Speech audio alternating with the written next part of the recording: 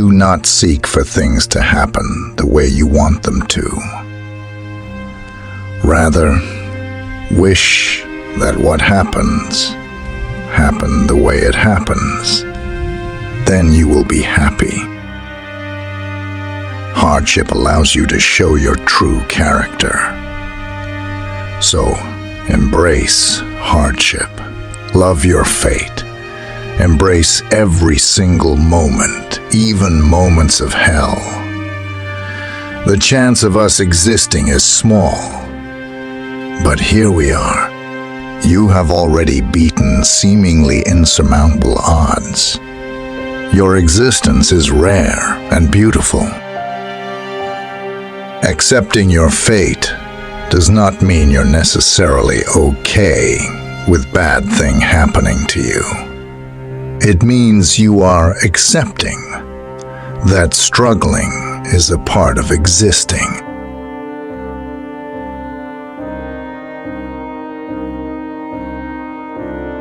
Everything that happens is either endurable or not. If it's endurable, then endure it. Stop complaining. If it's unendurable, then stop complaining. Your destruction will mean it end as well.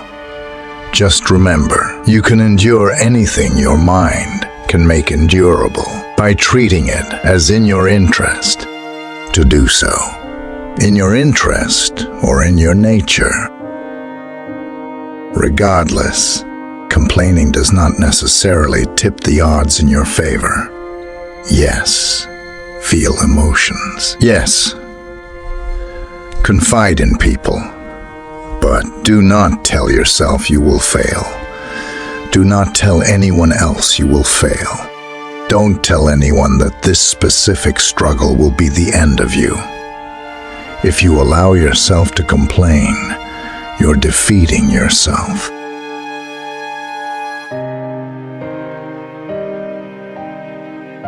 Never say of anything, "I have lost it, but I have returned it." Is your child dead? Is your estate taken away? Well, and is not that likewise returned? But he who took it away is a bad man. What difference is it to you, who the giver assigns to take it back? Not take things personally. Things are not taken from you, but returned. After all, the entire universe existed before us and will exist after us. Life won't always be suffering, but life is contingent on suffering. When we lose an opportunity, a loved one, or when life is just bad, the best thing to do is live virtuously, no matter what. This difficulty will end. You will end. We can only control our response to that.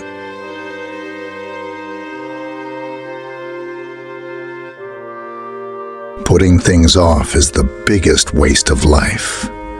It snatches away each day as it comes and denies us the present by promising the future.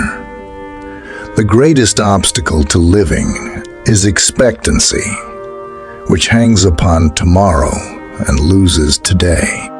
You are arranging what lies in fortune's control and abandoning what lies in yours. What are you looking at? To what goal are you straining? The whole future lies in uncertainty. Live immediately. We have some control over our lives. By putting off action, we are allowing our suffering to have full control. By working towards ending our suffering,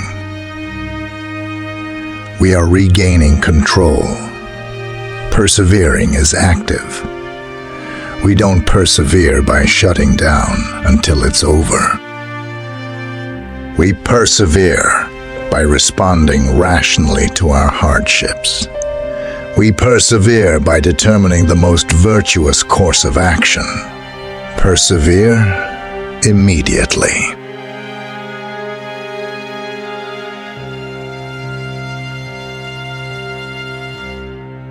How long are you going to wait before you demand the best for yourself? And in no instance bypass the discriminations of reason? You have been given the principles that you ought to endorse, and you have endorsed them. What kind of teacher, then, are you still waiting for in order to refer your self-improvement to him? You are no longer a boy, but a full-grown man. If you are careless and lazy now, and keep putting things off, and always deferring the day after which you will attend to yourself, you will not notice that you are making no progress, but you will live and die as someone quite ordinary. When we are struggling, we may want to give up on ourselves. We may settle. We may get used to things being okay and give up on striving for a good life. This is unacceptable. You can either persevere or stop. We can't die ordinary if we choose to not persevere. Everything ends at some point, but there is power in the choice to persevere. A hardship can either end because we act to make it end, or we die. We have some control over when our suffering ends. We must demand that we get through this hardship. Clean your room a little. Ask for better treatment. Advocate for yourself and take care of yourself. We cannot get used to suffering. We can accept the existence of suffering, but we still have to fight against it. Do not become complacent.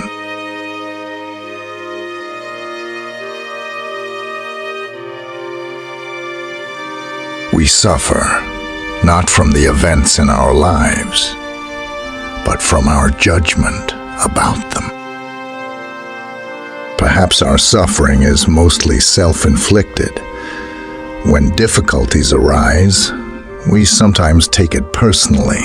It's important to take accountability for actions that cause suffering, but you can do that without suffering.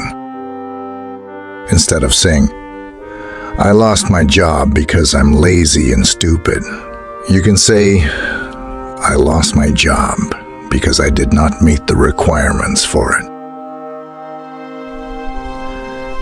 The difference between those two sentences is that one is reporting a judgment and the other is reporting a fact. We suffer less when we rationally map why things happen. Calling ourselves stupid for letting something happen does not solve the problem and makes us feel worse. Shit usually happens purely because shit happens. Taking it personally makes it harder to actively solve the problem. Recognizing that it is not 100% our fault can give us the courage to act.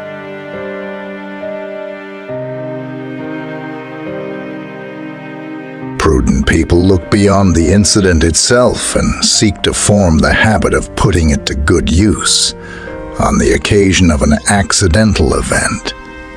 Don't just react in a haphazard fashion.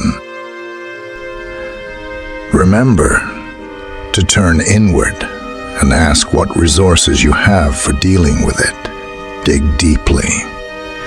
You possess strengths you might not realize you have. Find the right one. Use it. We enter